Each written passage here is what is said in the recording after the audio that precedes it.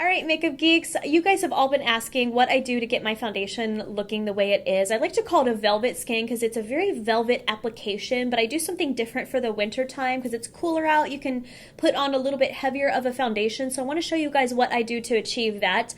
It's raining outside, so in celebration of that, you guys know I have to have my homemade coffee, but do you like my fancy cup here? This is so Marlena. I got this at the Victoria's Secret store. It says I'm not a morning person, but it's cute. It has the pink letters. So me, right?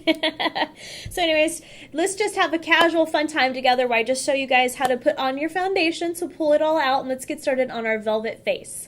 All right, so the first step to our velvet foundation routine is to cover these eye bags. I have eye bags that go on for days. These are like Louis Vuitton eye bags right here because they are that intense. I'm going to take some concealer. I want an orange-based one. I love the Eve Pearl one. I'm using the color Tan because you have to hide the dark circles. You can't use a light concealer. It has to be an orange-based one, and it needs to be a shade or two darker than your skin.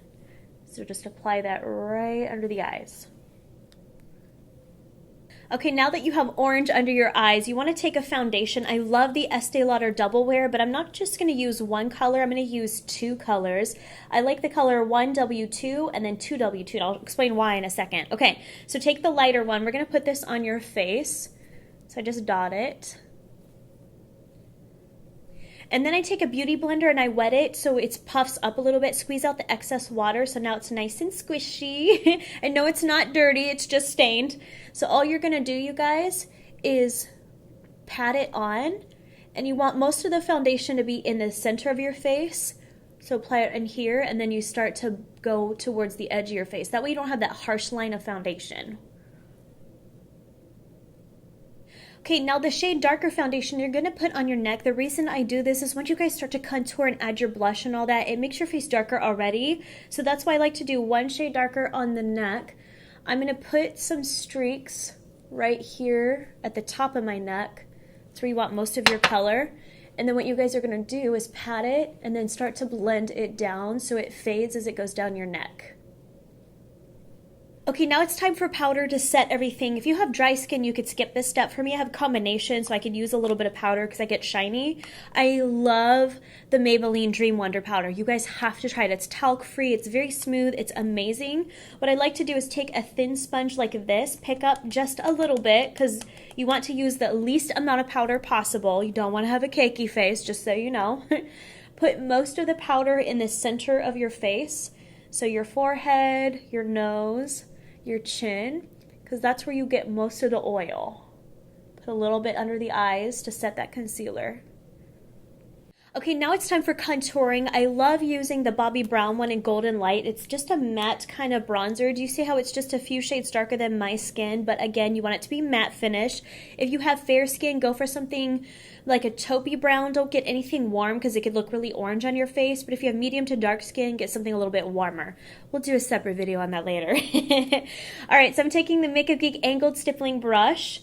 And you guys, with this brush, I swear this is so easy. Let me show you the 1 minute contouring. If you haven't seen that video, I'll link to that at the end as well. All right, so all you guys are going to do is literally just put this under the cheekbone.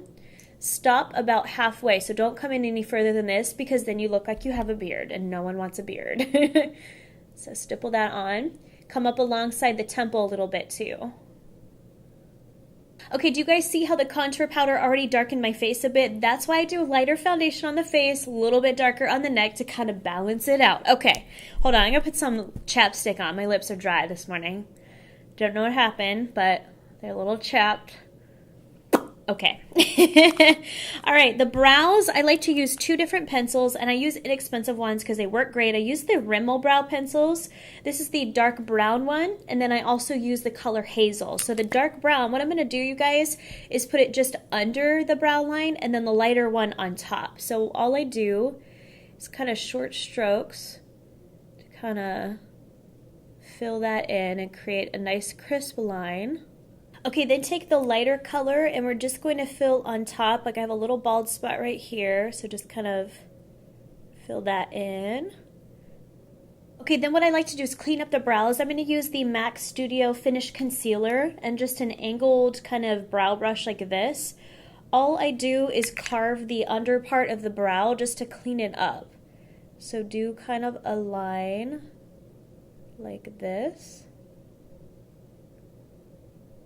Use my finger to blend it out a little bit.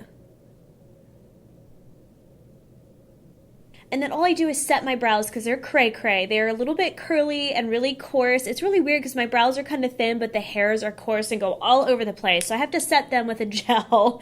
Anyone who's touched my brows are like, woo, Marlena's brows. All right, I'm going to use the Benefit Give Me Brow in the color Taupe. I like to go a little bit lighter because my skin is fair. If I do like a dark brown gel, it's like, it looks like Sharpie brows. They're too dark.